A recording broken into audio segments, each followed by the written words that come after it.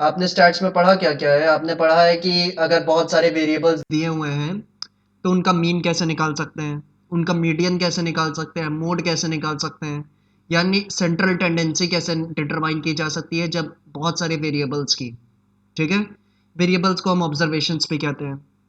तो इतने सारे वेरिएबल्स की हम क्या कर सकते हैं, सेंट्रल टेंडेंसी कैसे डिटरमाइन करते हैं, कि हमने सेंट्रल टेंडेंसी में पढ़ा था। और सेंट्रल टेंडेंसी निकालने के लिए 3 टूल्स देखे थे, मीन मीडियन मोड। ठीक। डिस्पर्शन में हमने देखा कि दो वेरिएबल्स सेंट्रल टेंडेंसी से, ठीक है, सेंट्रल टेंडेंसी से कोई कितना दूर है, ठीक है, कोई वेरिएबल मेरा सेंट्रल टेंडेंसी से कितना दूर है, इसको मेजर हम किसके थ्रू करते हैं, डिस्पर्शन के थ्रू। तो डिस्पर्शन के थ्रू मेथड, डिस्पर्शन हम लोगों ने सीखा था कि इसके थ्रू मेजर कैसे करते हैं, और इसमें 5 मेथड्स है इसको मेजर करने के। कौन कौन से? Range, interquartile range, quartile deviation, standard deviation और लॉरेंस कर्व। ठीक है। हम्म।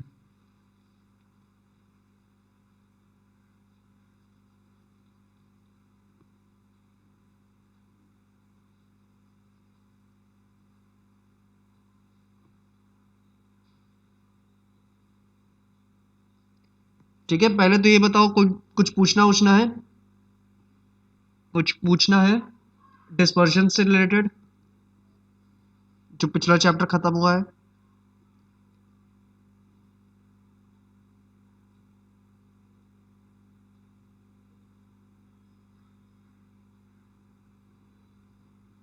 कुछ पूछना है डिस्पर्शन में?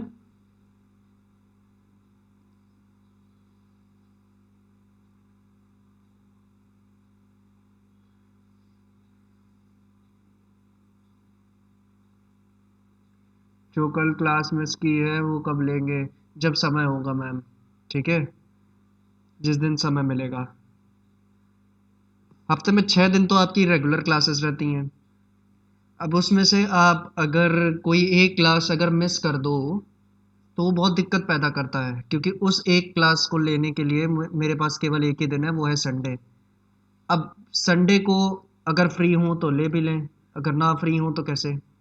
और फ्री भी हो तो आपके साथ टाइम मैच करे, ये इम्पोर्टेंट है। और टाइम मैच करे तो ही वो क्लास हो सकती है। जैसे कि इस संडे को ली थी, ठीक है, लेकिन कुछ संडेज को जैसे कि आप जानती हैं कि एक टाइम मैच किया ही नहीं था, तो उस चक्कर में हम लोगों ने संडे को क्लास कभी ले ही नहीं पाया। तो 6 डेज अ वीक में एक प्रॉब्लम बड़ी रहती है कि अगर आप कोई क्लास छोड़ोगी तो पेशेंस रखना पड़ेगा। जब दोनों के पास समय होगा, दोनों के पास, तब वो क्लास हो पाएगी। ठीक है। किसी दिन टाइम एडजस्ट, अरे मैम बता तो रहा हूँ, 2:30 से 3:30 एक क्लास रहती है, 3:30 से 4:30 आपकी क्लास रहती है, 4:30 से 5:30 फिर अगली क्लास रहती है। तो ये जो वो आधा आधा वाला घंटा हम लोग करके कर लेते थे, वो इस समय नहीं हो सकता। संडे ही ऑप्शन है एक लौता। तो वेट करो किसी संडे के लिए, और इस संडे को भी शायद नहीं हो पाएगा। इस संडे को भी मैं एक छुट्टी शायद मारूंगा सैटरडे को। तो सैटरडे वाली छुट्टी की क्लास हम लोग संडे को एडजस्ट करेंगे। ठीक है।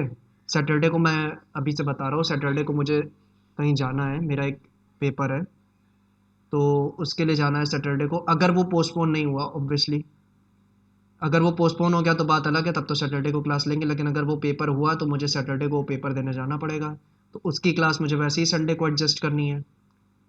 तो संडे को आपको वैसे पढ़ना तो है, संडे के लिए आपको टाइम रखना ही है, ये 3:30 का ही टाइम रखो। ठीक। बट पहले तो मुझे यही वाली क्लास एडजस्ट करनी पड़ेगी संडे को, जो मैं सैटरडे को लूँगा। ठीक है।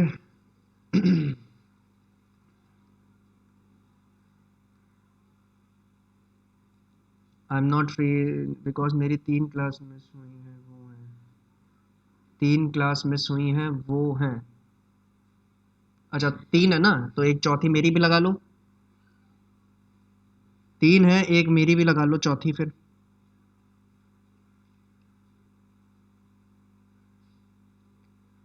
टाइम नहीं है।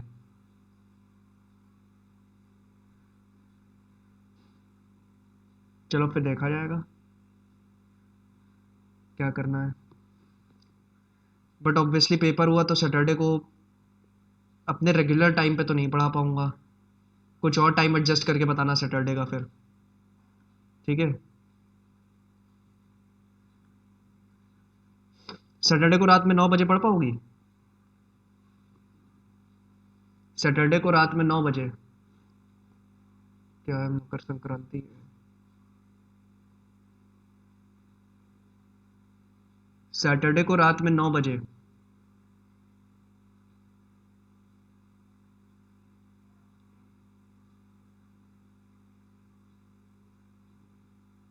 सैटरडे को रात में 9 बजे बताओ, फ्री 9 बजे के। अभी तो आपने बोला कि आपका टाइम नहीं एडजस्ट कर सकते, तो रात में 9 बजे बोल रहा हूँ ना, रात में 9 बजे तो टाइम है ही है।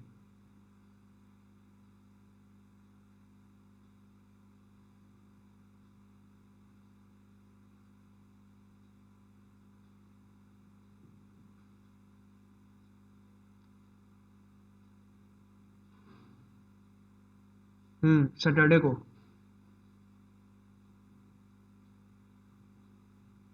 ओके। हाँ तो उस दिन रात में 9 बजे पढ़ लेना फिर। चलो, अब इस पे आते हैं कोरिलेशन पे। तो डिस्पर्जन हम लोगों ने देख लिया, डिस्पर्जन 5 मेथड्स के थ्रू मेजर करते हैं, तो वो हो गया। अच्छा, मेन इंपॉर्टेंट चीज़, जो सवाल मैंने पूछा था, आप तो फालतू के सवाल पूछने लग गई थी, बट मेरी तरफ से जो क्लास मिस हुई है वो, मैंने पहले ही कहा था इस समय क्लास छुट्टियां मत मारा करो ज़्यादा। देखो कोशिश करेंगे, ठीक है।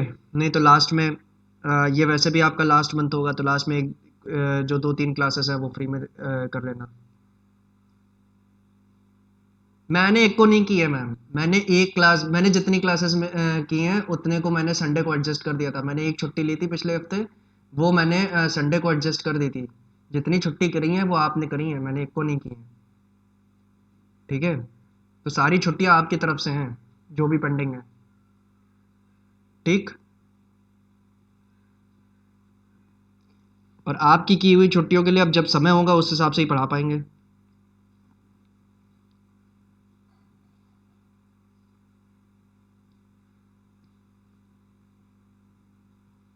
ठीक है, और क्या अभी हम लोग पढ़ना शुरू करें, अगर आपकी परमिशन हो तो? मैं भी तो टाइम एडजस्ट करने को बोल रही हूँ। टाइम एडजस्ट, कौन से टाइम पे आपको शिफ्ट होना है ये बताओ।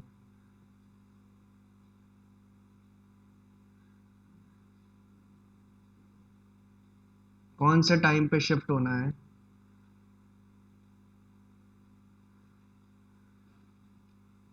ये जो 3:30 वाला टाइम है आपका, यही तो आप पढ़ रही थी कब से। अगर आपको कोई और टाइम पे शिफ्ट होना हो, तो कौन सा टाइम खाली है? एक 9 बजे का टाइम खाली है रात में, और एक दोपहर में 1:30 बजे का टाइम खाली है।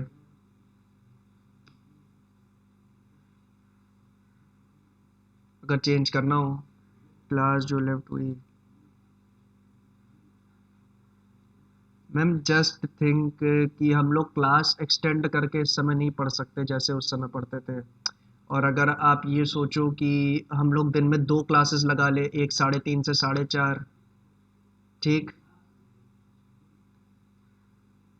और दूसरी जैसे आप सोचो कि 9 से 10 लगा लें, तो वो सिर्फ घंटे पूरे करने की बात रहेगी, उस क्लास की कोई प्रोडक्टिविटी नहीं रहेगी।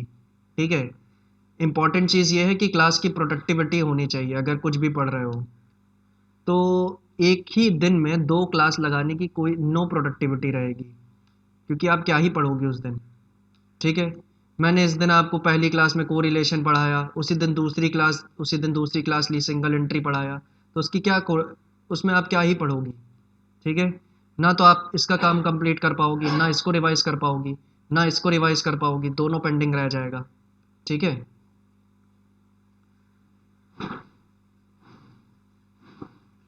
क्लियर है? नहीं तो वेट करो, 26 जनवरी को वैसे ही नेशनल छुट्टी रहती है, एक दिन क्लास उस दिन एडजस्ट हो जाएगी आपकी। ठीक है,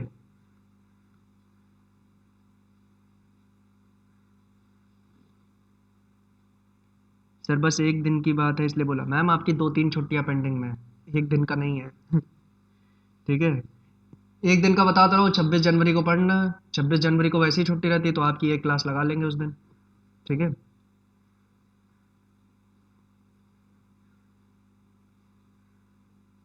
और बाकी ठीक है, एक क्लास आपकी 26 जनवरी को लग जाएगी मैम। ठीक, तो एक आपका उधर कवर हो जाएगा। फिलहाल ज़रा ये बताओ कि क्या हम ये चैप्टर शुरू कर लें, क्योंकि जैसा कि मैंने अभी प्रोडक्टिविटी के बारे में एक्सप्लेन किया, अभी की क्लास की 20 मिनट की ज़ीरो प्रोडक्टिविटी रही है। ठीक, तो क्या अब हम लोग शुरू करें with your due permission? Okay great. चलो, ये बताओ डिस्पर्जन में कुछ पूछना है? कुछ लगाया वगाया था क्वेश्चन उसका कि नहीं अपने किताब से?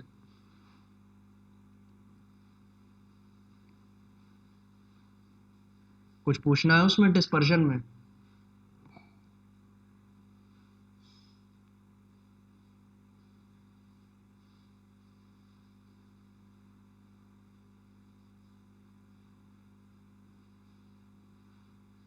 बहुत कंफ्यूजिंग चैप्टर है। हाँ मैम, अगर केवल स्टैंडर्ड डिविएशन और मीन डिविएशन के पॉइंट ऑफ व्यू से सोचो तो है। और मैं फ्रैंकली बताता भी हूँ कि एग्जाम में ज़्यादा क्वार्टाइल डेविएशन आता है, मीन डेविएशन भी आता है, स्टैंडर्ड डेविएशन भी आता है, तो ये दोनों काफ़ी लेंदी थे। ठीक है, मीन डेविएशन और स्टैंडर्ड डेविएशन। लॉरेंस का अगर लेंदी लग रहा है उसको छोड़ो, उसको वो तो नहीं आएगा पेपर में, पर ये जो तीनों डिविएशंस थे ना ये आपको अच्छे से करने हैं, और मीन डेविएशन और स्टैंडर्ड डेविएशन थोड़ा लेंदी था। तो 2-4 क्वेश्चन प्रैक्टिस मारो, अपने आप ही समझ में आ जाएगा। ठीक है, उसके बाद भी नहीं आता है तो 2-4 क्वेश्चंस और उसकी प्रैक्टिस क्लास कोई लगा लेंगे, उसमें उसको कर लेंगे। ठीक है,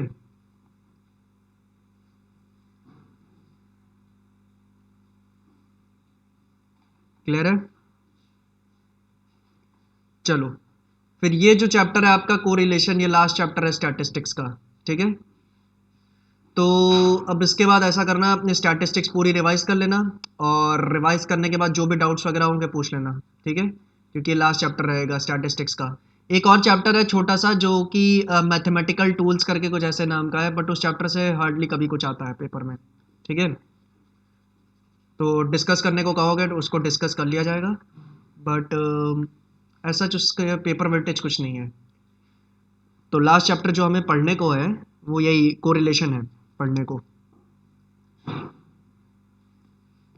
तो सबसे पहली चीज़, कोरिलेशन मेजर क्या करता है? कोरिलेशन दो वेरिएबल्स के बीच, ठीक है, जैसे ये रहा वेरिएबल नंबर 1 और ये रहा मेरा वेरिएबल नंबर 2, इन दोनों वेरिएबल्स के बीच रिलेशनशिप कैसी है इसको मेजर करेगा। ठीक है, कोरिलेशन क्या करेगा, मेरा वेरिएबल नंबर 1 जो है और मेरा वेरिएबल नंबर 2 जो है उनके बीच जो रिलेशनशिप है उसको मेजर करेगा क्या? कोरिलेशन। ठीक है, तो दो वेरिएबल्स के बीच रिलेशनशिप को मेजर करता है कोरिलेशन। ठीक, अब जाहिर सी बात है कि रिलेशनशिप कितने तरह की हो सकती है? दो ही तरीके की हो सकती है, या तो वो पॉजिटिव हो सकती है या तो वो नेगेटिव हो सकती है, और इसी से बनते हैं मेरे टाइप्स ऑफ कोरिलेशन। ठीक है, इसी से बनेंगे मेरे टाइप्स ऑफ कोरिलेशन। पहला होगा पॉजिटिव कोरिलेशन,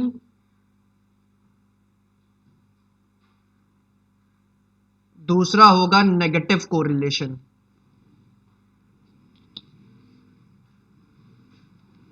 ठीक है, पहला होगा पॉजिटिव कोरिलेशन, दूसरा होगा नेगेटिव कोरिलेशन। पॉजिटिव कोरिलेशन क्या है? जब आपके दो वेरिएबल्स, जब आपके दोनों वेरिएबल्स, जो दो वेरिएबल्स हैं आपके, दोनों सेम डायरेक्शन में मूव कर रहे हो। ठीक है, जब दोनों के दोनों सेम डायरेक्शन में मूव कर रहे हो तब उसको आप क्या कहेंगी?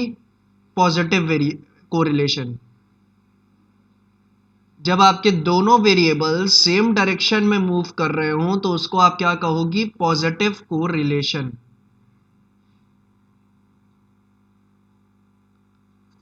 ठीक है,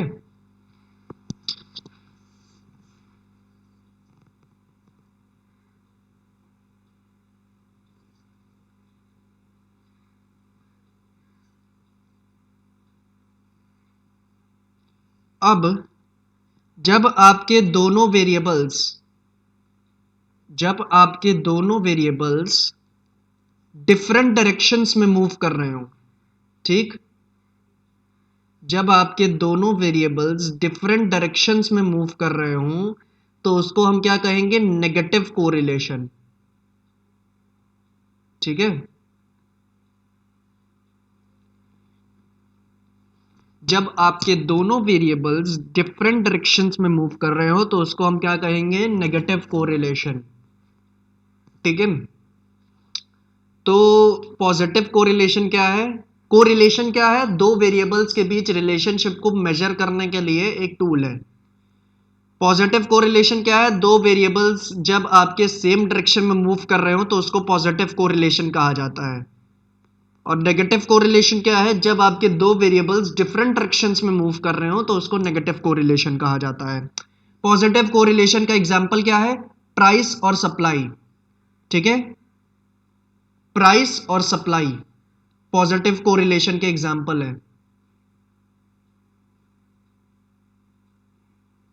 और नेगेटिव कोरिलेशन के क्या एग्जांपल है? प्राइस और डिमांड, ठीक है। प्राइस और डिमांड। क्यों? देखो, प्राइस अगर बढ़ता है तो सप्लाई भी बढ़ती है, प्राइस अगर घटता है तो सप्लाई भी घटती है। तो दो वेरिएबल्स मेरे क्या है? प्राइस और सप्लाई। और अगर एक बढ़ रहा है तो दूसरा भी बढ़ता है, एक घट रहा है तो दूसरा भी घटता है। प्राइस और डिमांड में क्या होता है? प्राइस अगर बढ़ती है तो डिमांड घट जाता है, और प्राइस अगर घटता है तो डिमांड बढ़ जाती है। तो एक वेरिएबल क्या कर रहा है? बढ़ रहा है तो दूसरा वेरिएबल कम हो रहा है, एक वेरिएबल कम हो रहा है तो दूसरा वेरिएबल घट रहा है। तो दोनों ऑपोजिट डायरेक्शन में, डिफरेंट डायरेक्शन में मूव कर रहे हैं, ठीक है। तो यही रिलेशनशिप है कहाँ? पॉजिटिव और नेगेटिव कोरिलेशंस की, ठीक है। डिमांड एंड प्राइस, हाँ, नेगेटिव कोरिलेशन सही है, ठीक है। तो चलो इसको एक सेकंड नोट कर लो, फिर आगे बढ़ते हैं।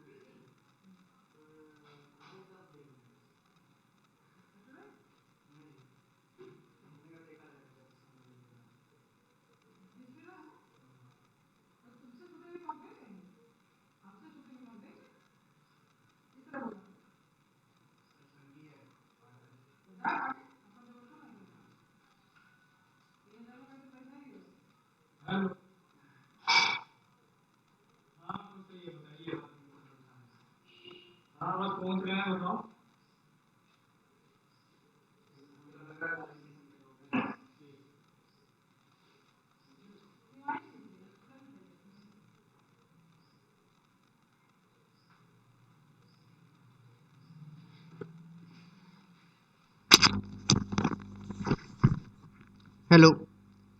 चलो मैम, हमारा ये क्लियर हो गया कि कोरिलेशन क्या होता है, हमारा ये क्लियर हो गया पॉजिटिव कोरिलेशन क्या होता है, और हमारा ये क्लियर हो गया नेगेटिव कोरिलेशन क्या होता है, ठीक है। चलो,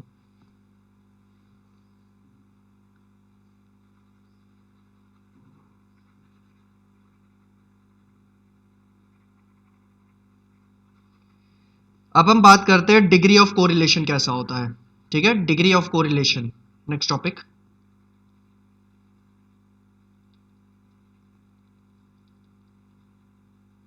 तो रिकॉर्डिंग ऑन है, ऑन है। चलो, डिग्री ऑफ कोरिलेशन की बात करें तो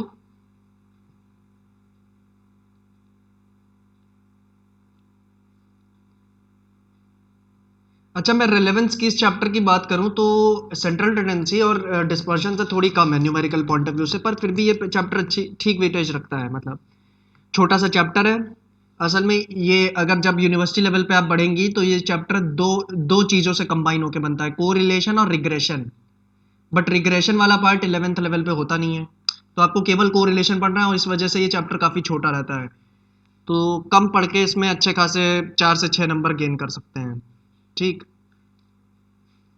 चलो, डिग्री की बात करें, पहला होता है परफेक्ट कोरिलेशन। परफेक्ट कोरिलेशन क्या होता है? परफेक्ट कोरिलेशन दो तरीके का हो सकता है। पहला तो परफेक्ट पॉजिटिव,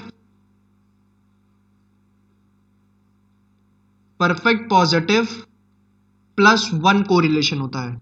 जब आपका कोरिलेशन +1 आए तो उसको हम कहेंगे परफेक्ट पॉजिटिव कोरिलेशन, और जब आपका कोरिलेशन -1 आए तो उसको हम कहेंगे परफेक्ट नेगेटिव कोरिलेशन। ठीक है। जैसा कि पॉजिटिव और नेगेटिव दो तरीके के कोरिलेशंस होते हैं, तो उसी से हमारा ये है परफेक्ट पॉजिटिव और परफेक्ट नेगेटिव, कि अगर मेरे कोरिलेशन की वैल्यू +1 आ रही है तो वो परफेक्ट पॉजिटिव है, अगर मेरे कोरिलेशन की वैल्यू -1 आ रही है तो वो परफेक्ट नेगेटिव है। सेकेंड,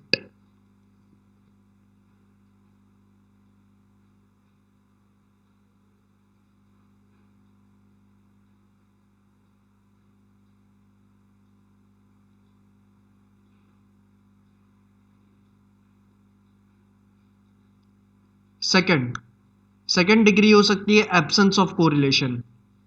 कई बार कोरिलेशन एब्सेंट रहता है, ठीक है, ना के बराबर कोरिलेशन है। ना के बराबर कोरिलेशन है यानी अगर ना के बराबर कोरिलेशन है तो उन दो वेरिएबल्स में आप कोई रिलेशनशिप इस्टेब्लिश नहीं कर पा रही हैं, इसका मतलब ये है। अगर एब्सेंस है कोरिलेशन का, इसका मतलब आप दोनों वेरिएबल्स के बीच कोई भी रिलेशनशिप इस्टेब्लिश नहीं कर पा रहे हो। और तीसरा होता है लिमिटेड डिग्री ऑफ कोरिलेशन।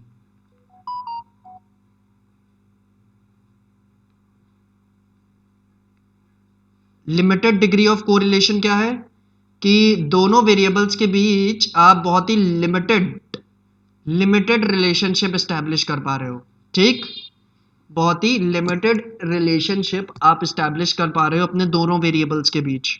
और वो लिमिटेड रिलेशनशिप क्या होगा, वो 0 से लेकर +1 के बीच मेजर होगा। वो लिमिटेड रिलेशनशिप क्या होगा, 0 से लेकर +1 के बीच रिलेशनशिप स्टैब्लिश होगा।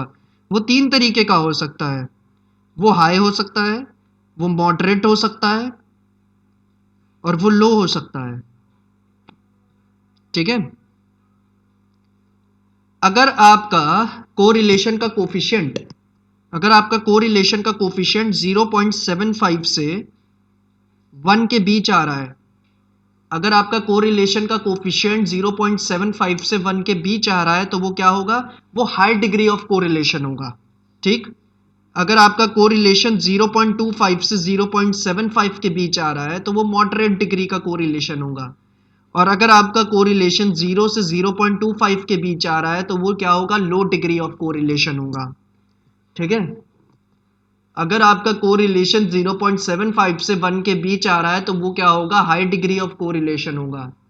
अगर आपका कोरिलेशन 0.25 से 0.75 के बीच आ रहा है तो वो मॉडरेट डिग्री ऑफ कोरिलेशन होगा।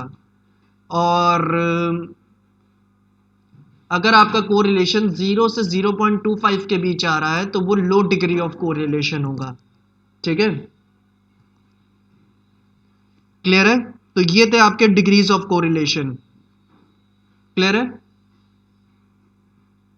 क्लियर है इतना।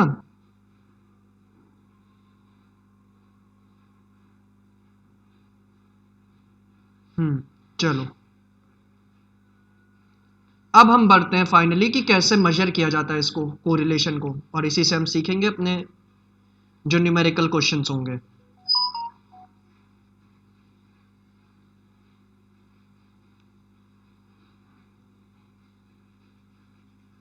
देखो, कोरिलेशन दो तरीके का हो सकता है, एक तो परफेक्ट पॉजिटिव हमारा आकर कर सकता है, एक परफेक्ट नेगेटिव, और हो सकता है नो कोरिलेशन वाला भी कुछ हो, एब्सेंस ऑफ कोरिलेशन जहां पे हो।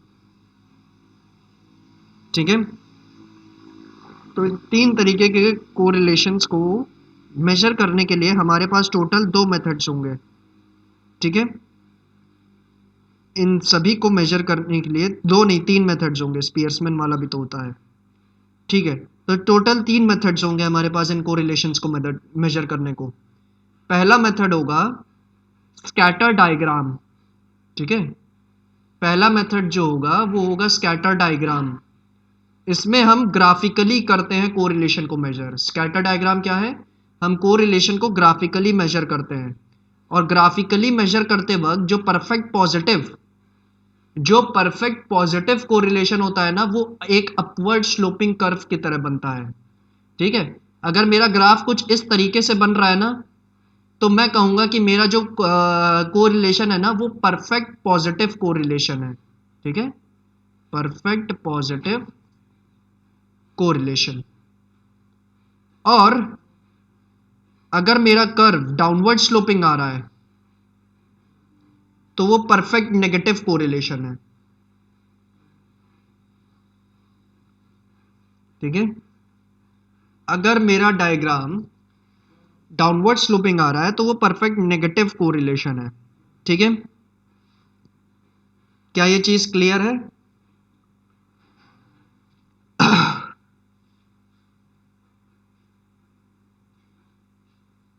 क्या ये चीज क्लियर है?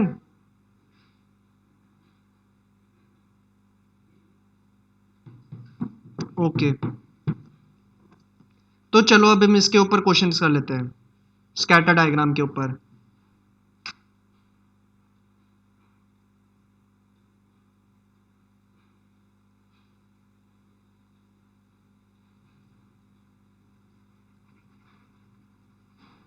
देखो, पहला क्वेश्चन जो होगा उसमें तो आप आंसर बिना डायग्राम बनाए बता दोगे, लेकिन हमें डायग्राम तब भी बनाना है क्योंकि हमें सीखना है ये। ठीक है,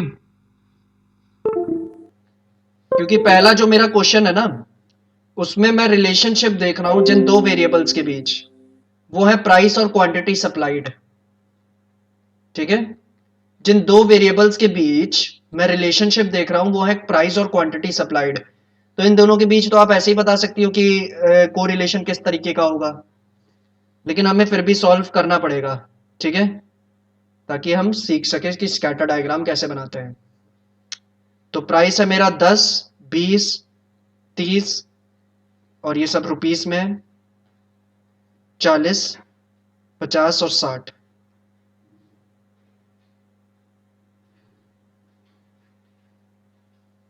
और ये कितना है? 25, 50, 75, 100, 125 और 150। ठीक है, आप जानती हो प्राइस और क्वांटिटी सप्लाइड में जो रिलेशनशिप होगा वो परफेक्ट पॉजिटिव होगा। ठीक है, और प्राइस और क्वांटिटी डिमांड में क्या होता है? नेगेटिव होता है। लेकिन चलो इसको जरा डायग्राम के थ्रू स्टैब्लिश कर ही लेते हैं। तो बनाते हैं इस तरीके से, एक्स, ओ और वाई। एक्स एक्सिस पे मैं लेता हूं क्वांटिटी सप्लाइड को। ठीक है, एक्स एक्सिस पे मैं ले रहा हूं क्वांटिटी सप्लाइड को, और वाई एक्सिस पे मैं ले रहा हूं प्राइस को। ठीक है, चलो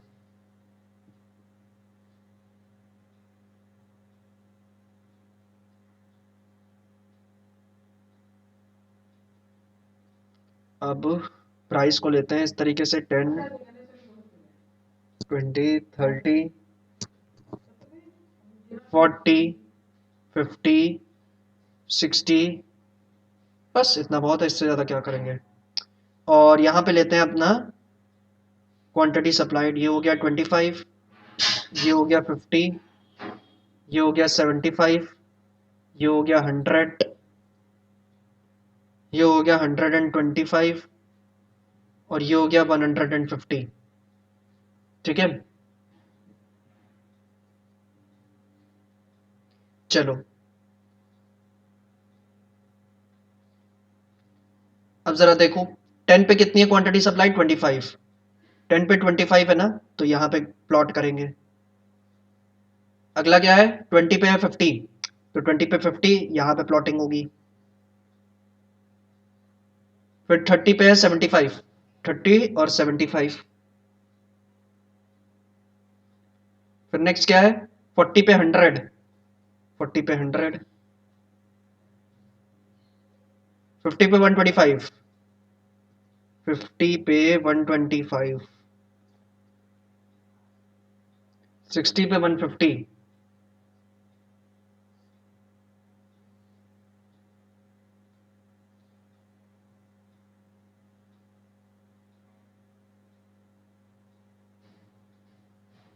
ठीक है, तो ये देखिए, ऐसा ही कर्व मैंने बताया था ना आपको, परफेक्ट पॉजिटिव कोरिलेशन का। ठीक है, ऐसा ही कर्व मैंने आपको बताया था परफेक्ट पॉजिटिव कोरिलेशन का, और इसकी वैल्यू कितनी होती है, +1 होती है। तो यानी यहाँ पे आपका कोरिलेशन का वैल्यू कितनी आ रही है, +1 आनी चाहिए। ठीक है, यहाँ पे आपके कोरिलेशन की वैल्यू कितनी आनी चाहिए, परफेक्ट पॉजिटिव यानी +1 आनी चाहिए। ठीक है, तो इस तरीके से आपका डायग्राम बन गया यहाँ पे। क्लियर है, क्लियर है ये चीज?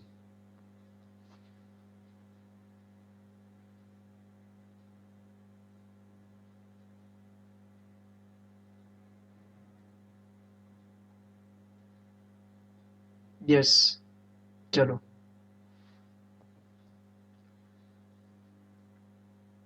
चलो फिर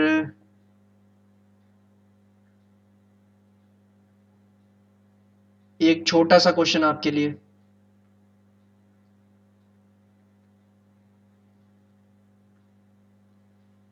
2-3 मिनट मिलेगा करने को।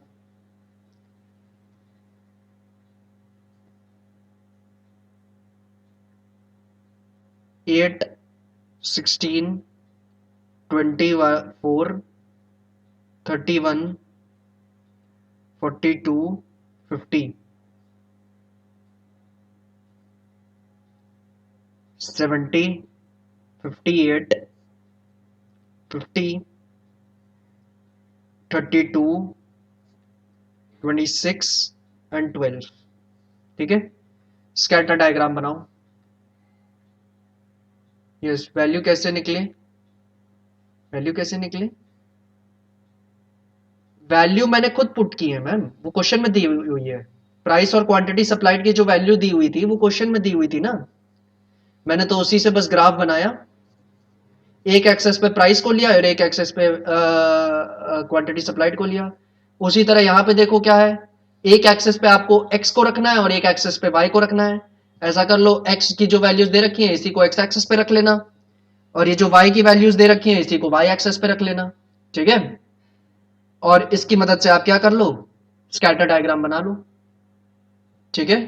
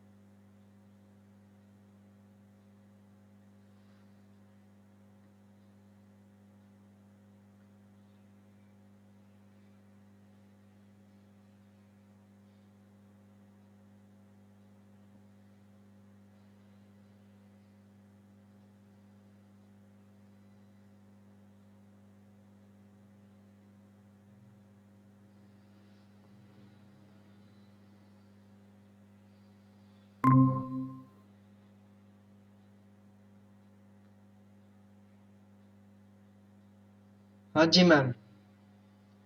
चलो, पता नहीं आप कहाँ चली गई थी। अब आपको कोई अपॉर्चुनिटी नहीं मिलेगी ये क्वेश्चन करने की, अब ये क्वेश्चन भी मैं ही करूँगा। क्यों? क्योंकि मुझे आज काल पियर्सन वाला मेथड भी शुरू करना है ना, तो इतना टाइम बचा नहीं है कि अब आपको 2-3 मिनट दे पाए, तो इसलिए अब ये क्वेश्चन भी मैं ही करूँगा। ठीक, चलो, एक्स एक्सेस पे मैं एक्स की वैल्यूज़ को ले रहा हूँ। ठीक, और वाई एक्सेस पे मैं वाई की वैल्यूज़ को ले रहा हूँ। ठीक है, तो एक्स की वैल्यूज़ देखिए कैसे है, 8, 16, 24, 31, 42 और 50। तो इसको मैं 10-10 के गैप पे लेता हूँ। 10, 20, 30, 40, 50 और 60। और y की वैल्यूज देखो, 70, 58, 50, 32, 26 और 12। तो इसको मैं ऐसा करता हूँ कि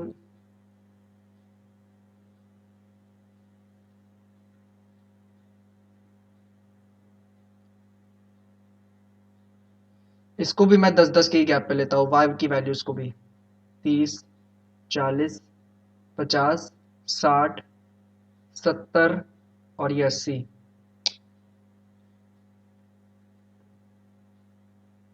कट हो गई थी। कट कैसे हो गई थी? चलो, हो सकता है नेटवर्क ग्लिच। चलो ठीक है। तो y की वैल्यूज को मैंने y एक्सेस पे प्लॉट किया, x की वैल्यूज को मैं x एक्सेस पे प्लॉट करूंगा। अब चलो वैल्यूज देखते हैं। पहली वैल्यू क्या है? x की है 8 और y की है 70। x की वैल्यू है 8, 8 कहाँ आएगा? 10 से थोड़ा पहले।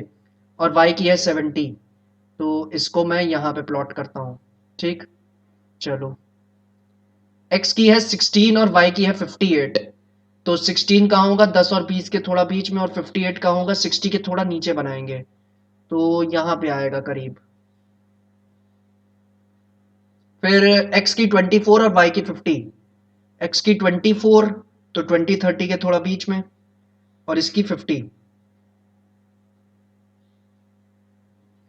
नेक्स्ट x की 31 और y की 32। x की है 31 और y की है 32।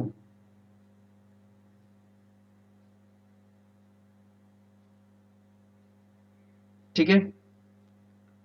अब x की 42 और y की 26।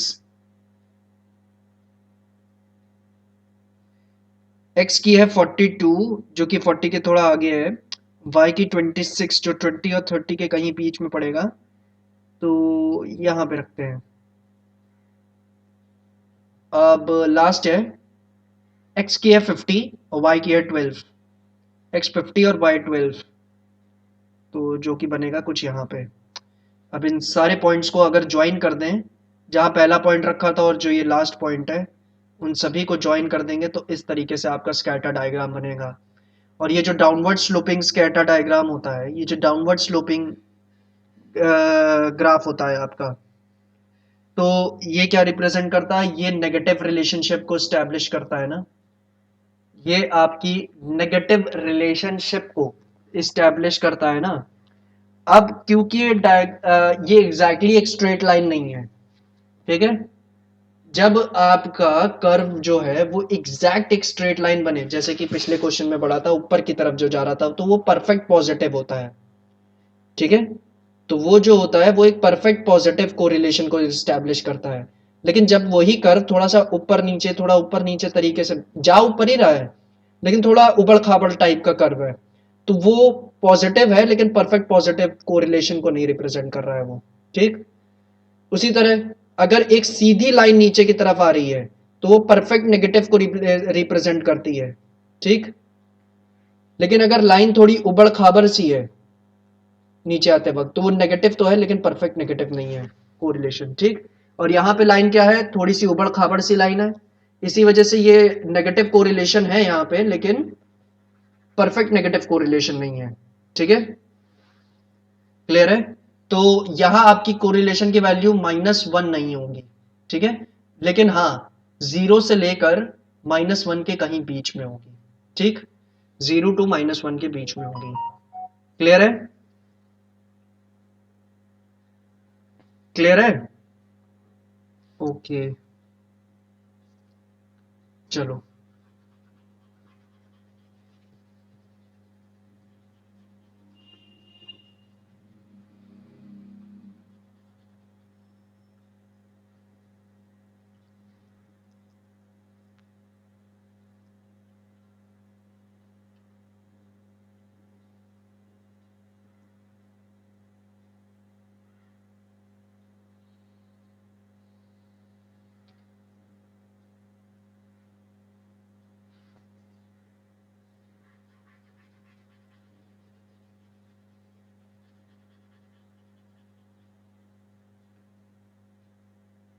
चलो, अब ये था ma'am scatter diagram. Scatter diagram के थ्रू हम क्या करते हैं, कोरिलेशन कैसे स्टैब्लिश करते हैं, ये हम लोगों ने देख लिया। अब हम बढ़ते हैं अगला मेथड अपना जो है कोरिलेशन डिटरमाइन करने का, वो है Karl Pearson's coefficient of correlation. ठीक है, टोटल 3 मेथड्स होते हैं कोरिलेशन को डिटरमाइन करने के, ये दूसरा है। ये क्या है? Karl Pearson's coefficient of correlation. तो इसमें नाम में ही कोफिशिएंट है, तो यानी इसमें हम कुछ ना कुछ तो कोफिशिएंट वगैरह निकालेंगे। थोड़े बहुत कोफिशिएंट निकालना आपने कहाँ वहाँ सीखा ही है, डिस्पर्शंस वगैरह में। तो ये क्या है, ये एक तरीके से एक प्रोडक्ट मेथड होता है, ठीक है। सिंपल कोरिलेशन को हम क्या करते हैं, थोड़ा प्रोडक्ट मेथड के थ्रू निकालने की कोशिश करते हैं, और इसी को नाम दिया गया है Karl Pearson's coefficient of correlation, ठीक है। तो अब इस मेथड के थ्रू कोरिलेशन हम कैसे डिटरमाइन कर सकते हैं, इस मेथड के थ्रू हम कोरिलेशन किस तरीके से डिटरमाइन कर सकते हैं।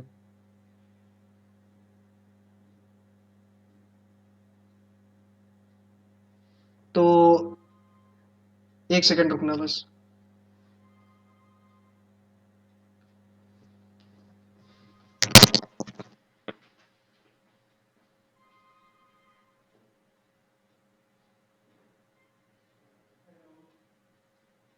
हेलो।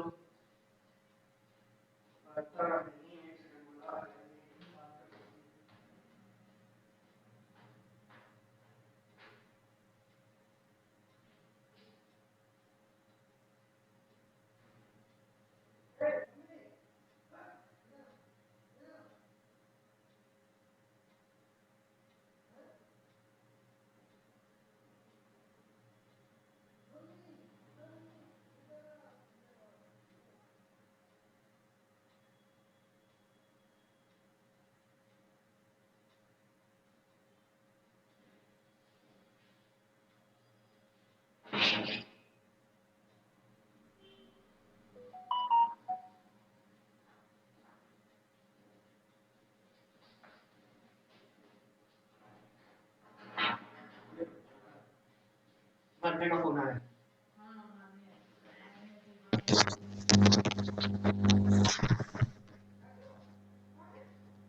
जी मैम, चलो। तो Karl Pearson's coefficient of correlation कैसे निकाला जा सकता है, इसके दो मेथड है मैम, दो तरीके हैं निकालने के। पहला तो आप कोरिलेशन निकाल सकती हो, उसका फॉर्मूला होगा sigma x y upon n, which represents number of observations, इसको मल्टीप्लाई करो standard deviation of x into standard deviation of y, ठीक है। सिग्मा एक्स वाई का मतलब क्या है, एक्स मतलब आपका जो पहला वेरिएबल है, और वाई मतलब आपका जो दूसरा वेरिएबल है। इन दोनों को मल्टीप्लाई करो और ऐड कर दो, उसका जो समेशन होगा उसको डिवाइड करना होगा हमें नंबर ऑफ ऑब्जर्वेशन से, और वो मल्टीप्लाई किया जाएगा स्टैंडर्ड डेविएशन ऑफ एक्स और स्टैंडर्ड डेविएशन ऑफ वाई से, ठीक है। क्लियर है। अगर आप स्टैंडर्ड डेविएशन यूज नहीं करना चाहती है तो एक और फॉर्मूला है जो कार्ल पियर्सन ने दे रखा है, ठीक है। उसके थ्रू भी ये डिटरमाइन किया जा सकता है। वो क्या है, sigma x y upon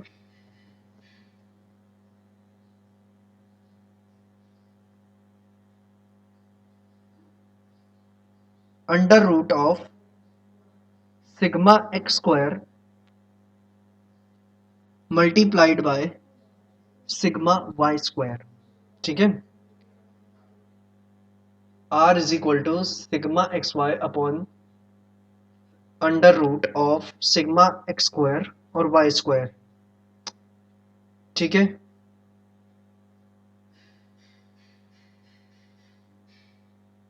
clear है। यही सबसे लंबा मेथड है इसका कोरिलेशन निकालने का। तो ये हमारा सिंपल मेथड है अभी, ठीक है। ये जो है, ये सिंपल मेथड है कार्ल पियर्सन का कोरिलेशन निकालने का।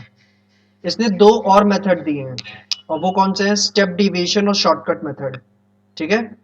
कार्ल पियर्सन ने दो मेथड और दिए हैं कोरिलेशन निकालने के, वो क्या हैं, वो शॉर्टकट मेथड और स्टेप डिविएशन मेथड है।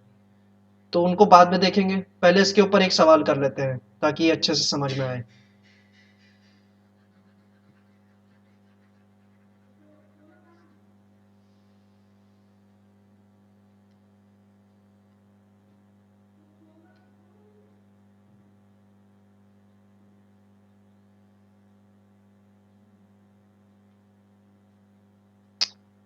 तो क्वेश्चन नंबर 3, मेरे दो वेरिएबल्स होंगे।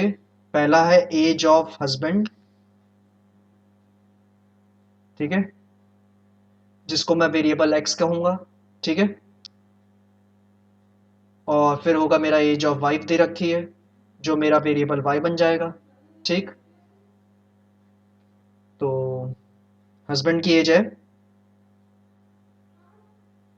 20, 23,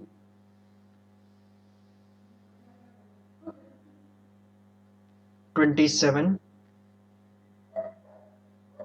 31, 35, 38, 40 और 42, ठीक है। और वाइफ की एजेस दे रखी है 18, 20, 24,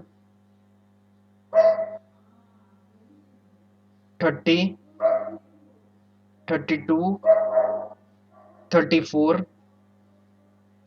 36 और 38, ठीक है। तो पहले तो दोनों का क्या कर दो, टोटल कर दो, एक्स और वाई का। तो एक्स का टोटल आएगा 256 which is your sigma x, और वाई का टोटल आएगा 232 which is your sigma y. अब क्या करना है ना कि हमें डिवीजन निकालना है एक्स का, ठीक है। हमें क्या करना है, डिवीजन निकालना है एक्स से। तो वो कैसे आएगा, एक्स माइनस एक्स बार करके। तो एक्स बार क्या होता है, मीन। तो हमें मीन निकालने की जरूरत है, तो ठीक है, मीन निकाल लेते हैं। जो वेरिएबल एक्स है उससे मीन क्या आएगा, सिग्मा एक्स अपॉन एन। तो सिग्मा एक्स कितना है 256 upon n, number of observation यहाँ कितने हैं गिनो, 1 2 3 4 5 6 7 8, टोटल 8 ऑब्जर्वेशन है। तो 8 से डिवाइड कर देते हैं, तो मीन कितना हो जाएगा 32, ठीक है। तो बस ठीक है, 32 हमारा मीन आ गया। तो यानी D x, deviation from x निकालने के लिए क्या करना है, वही जो डिस्पर्शन में करते थे, जो एक्स वेरिएबल है उसको माइनस कर दो मीन से। जो हमारा एक्स वेरिएबल है उसको माइनस कर दो मीन से। तो 20 माइनस 32 कितना होगा, माइनस का 12। 23 माइनस 32 कितना होगा, माइनस का 9। 27 माइनस 32 कितना होगा, माइनस का 5। 31 माइनस 32 कितना होगा, माइनस का 1। 35 माइनस 32 कितना होगा, प्लस का 3। 38 माइनस 32 कितना होगा, प्लस का 6। 40 माइनस 32 कितना होगा, प्लस का 8। 42 माइनस 32 कितना होगा, प्लस का 10, ठीक है। क्लियर है।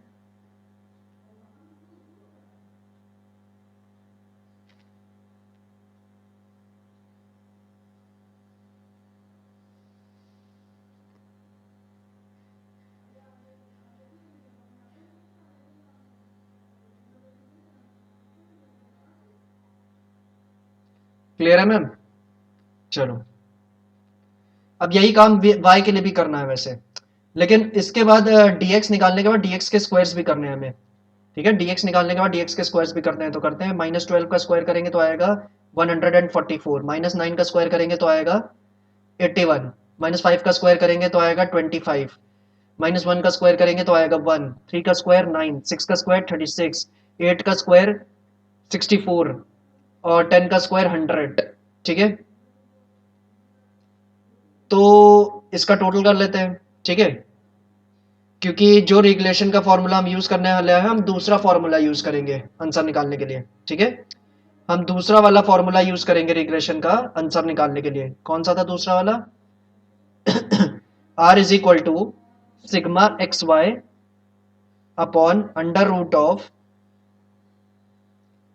Sigma d x square multiplied by sigma d y square. मैंने आपको sigma x square upon sigma y square into sigma y square करवाया था ना, sigma x square into sigma y square. उसको डी एक्स स्क्वायर और d y square कर लो, ठीक है। Sigma d x square into d y square. तो डी एक्स स्क्वायर का टोटल करते हैं, क्योंकि हमें यहाँ फॉर्मूले में क्या करना है, सिग्मा डी एक्स स्क्वायर का टोटल रखना है। तो डी एक्स स्क्वायर का टोटल कर देते हैं। तो ये टोटल आएगा इसका 460, ठीक। 460 इसका टोटल आया। अब यही काम मुझे क्या करना है, वाई के लिए भी करना है, ठीक। यही काम मेरे को वाई के लिए भी करना है, तो डी वाई भी निकालना है।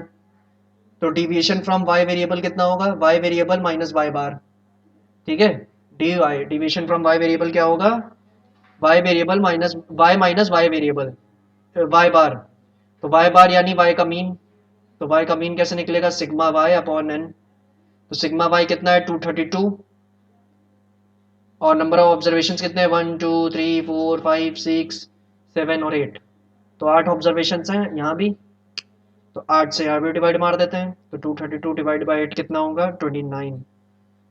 तो बस निकालते हैं क्या होगा D Y.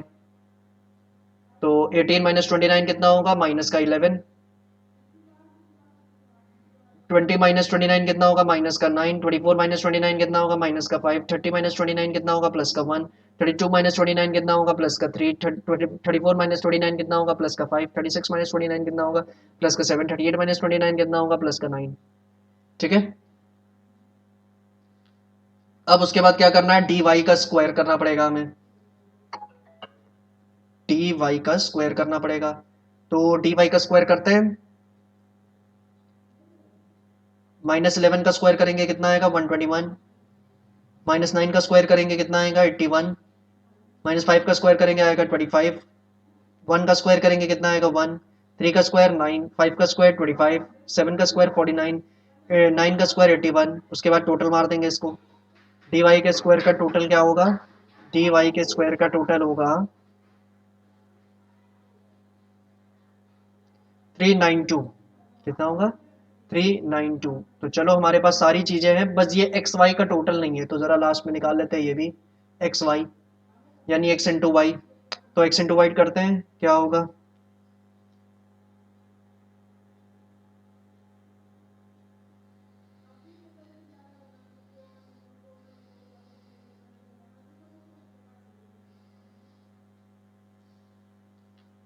Sorry x Y नहीं, इसको डी एक्स डी वाई होगा। रुको, फॉर्मूले में एक छोटा सा चेंज और करना पड़ेगा ma'am, sigma d x d y. ठीक है, आपको क्या करना है, सिग्मा डी एक्स और डी वाई का टोटल करना है। ठीक है, तो डी एक्स डी वाई कैसे आएगा, डी एक्स डी वाई निकालने के लिए ये जो डी एक्स आपने डिटरमाइन किए थे यहाँ पे, ये जो डी एक्स डिटरमाइन किए हैं, इनको ये जो डी वाई डिटरमाइन किए इनसे मल्टीप्लाई कर दो। ठीक है, डी एक्स को डी वाई से मल्टीप्लाई कर दो, तो -12 को -11 से मल्टीप्लाई करोगे क्या आएगा 132। -9 को -9 से करेंगे तो क्या आएगा 81। -5 को -5 से करेंगे तो कितना आएगा 25। -1 को 1 से करेंगे तो कितना आएगा 1। ठीक है,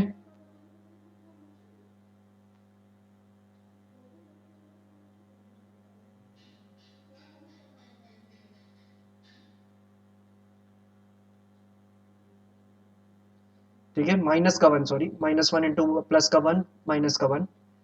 3 इंटू 9 20, नहीं 3 इंटू 3 9। 6 इंटू 5 30। 8 इंटू 7 56। 10 इंटू 9 90। उसके बाद हमें डी एक्स डी वाई का टोटल करना है, क्योंकि वही हमें वहां जाके न्यूमरेटर में रखना है। तो डी एक्स डी वाई का टोटल कितना आएगा,